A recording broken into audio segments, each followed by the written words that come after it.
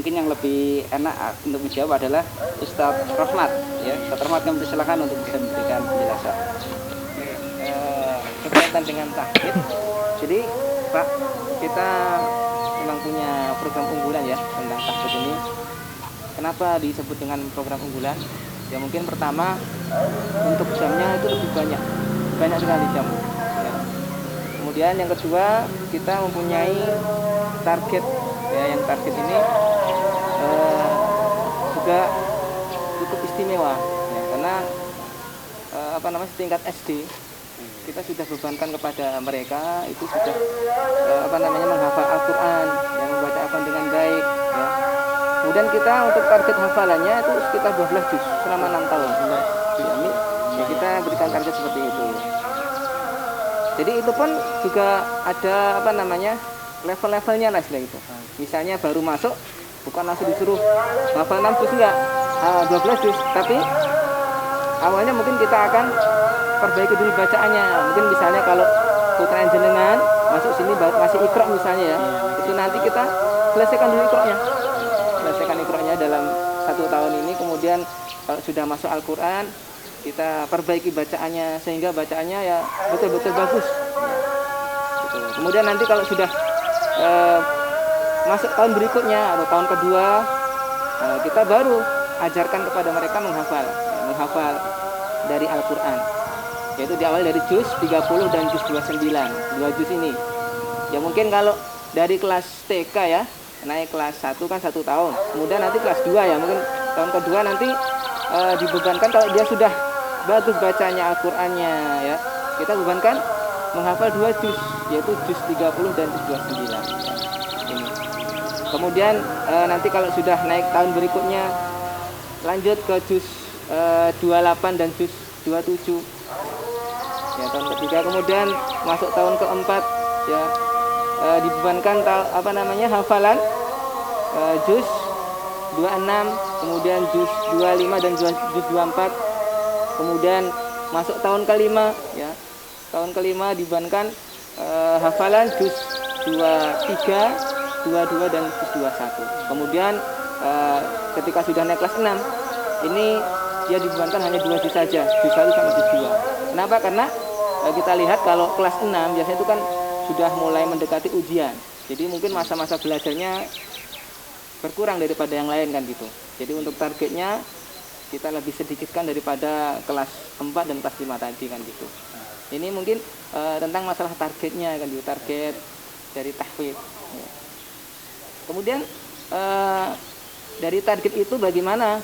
Misalnya kita dari alumni kita, ya banyak sekali yang bisa mencapai target dari apa yang kita berikan ya. Bahkan ada yang melebihi target.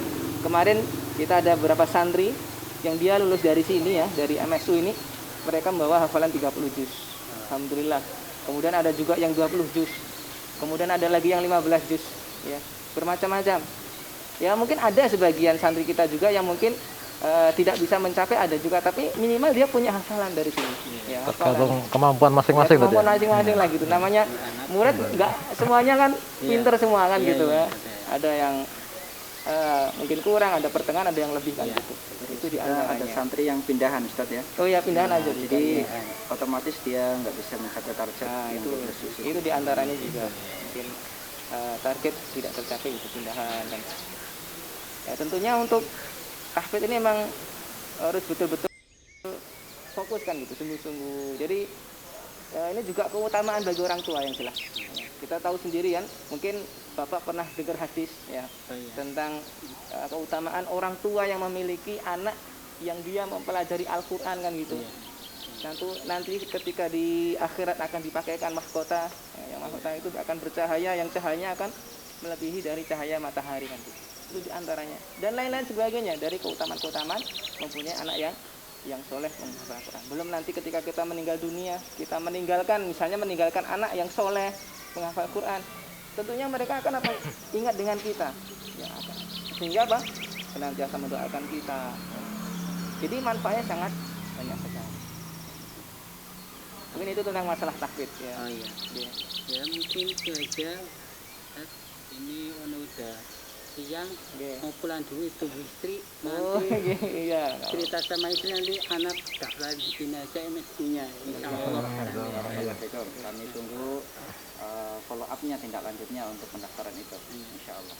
Nanti kalau di pendaftaran ada yang susah karena kita pendaftarannya online, mungkin bisa menghubungi kami, kita akan bantu secara langsung. Iya, insya Allah. Karena kita pahami rata-rata pendaftar kan yang dari TK gitu ya, dari TK masuk SD, mungkin orang tuanya juga sibuk atau nggak biasa pegang fasilitas alat-alat IT ya, nanti kita bantu untuk pendaftaran itu. Jadi pendaftarannya memang online, tapi nanti yang tidak bisa akan kita bantu untuk proses pendaftaran itu, sehingga tidak usah takut, tidak bisa pasti akan kita bantu insya Allah.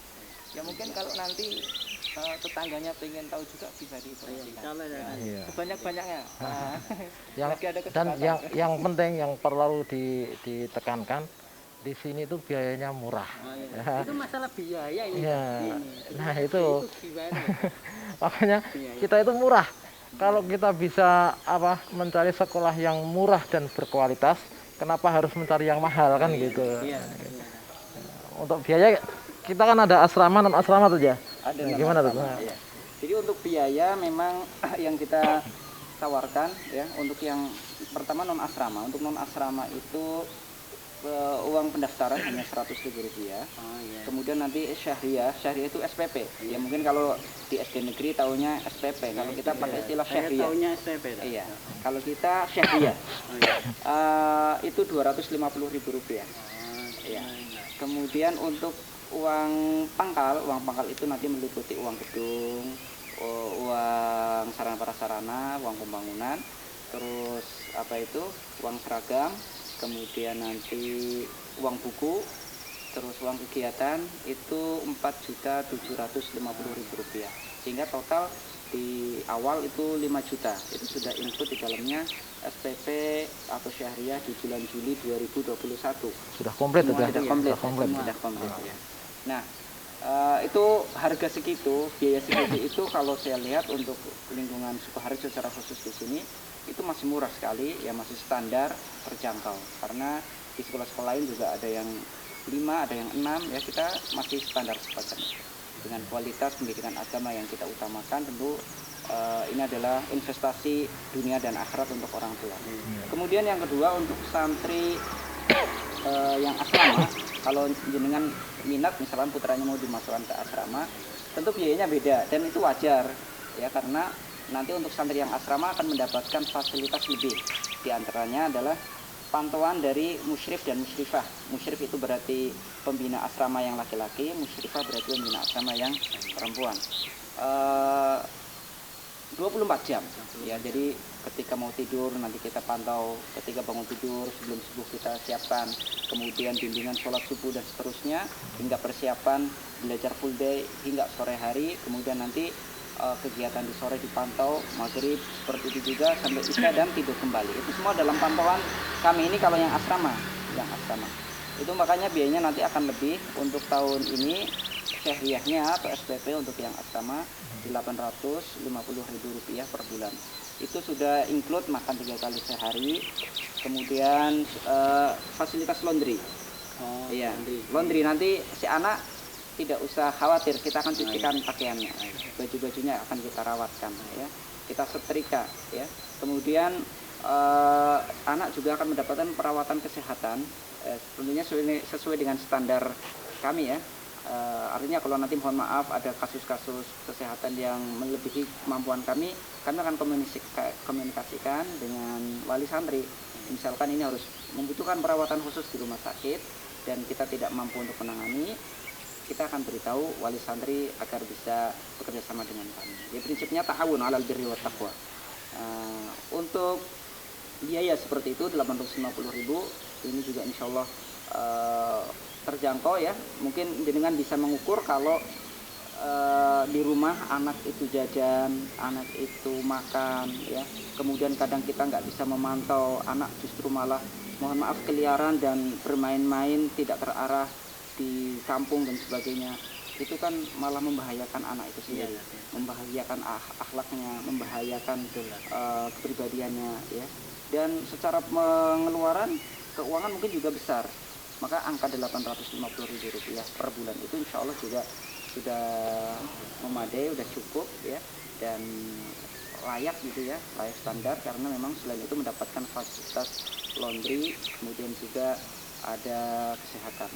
Adapun untuk uang pangkal bagi yang asrama ya, untuk tahun ini di angka Rp13.700.000 ya.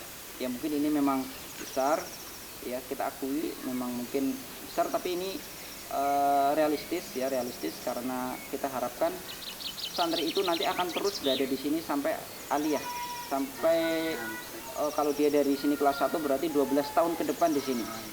Dan itu adalah yang pertama infak ya, untuk sedekah, untuk membantu proses pengembangan pesantren ya, proses pengembangan pesantren. Jadi angka yang kita berikan, uang yang kita berikan itu juga mendapatkan pahala. Wama anfaqtum fi syai'in fahuwa yukhlifuh. Tidak apapun yang engkau infakkan, sedikit apapun yang engkau infakkan, kecuali Allah SWT akan menggantinya. Maka insya Allah Ta'ala ini satu keberuntungan sendiri. Kalau memang berminat masuk yang asrama, itu memang ada harga khusus ya, berbeda dengan yang non asrama atau pulang pergi. Tapi secara umum biayanya murah ya, dan untuk yang asrama juga demikian. Kalau kita standarkan dengan lembaga-lembaga yang membuka program asrama, kita masih sangat murah. Kemudian juga untuk yang non asrama kita juga sangat standar, sangat terjangkau ya, dengan lembaga sekolah yang lainnya.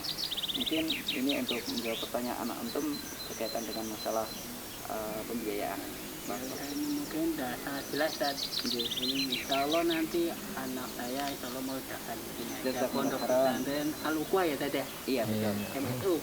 Ya. Insya Allah nanti sini datang sama anak sama istri lihat-lihat. Boleh.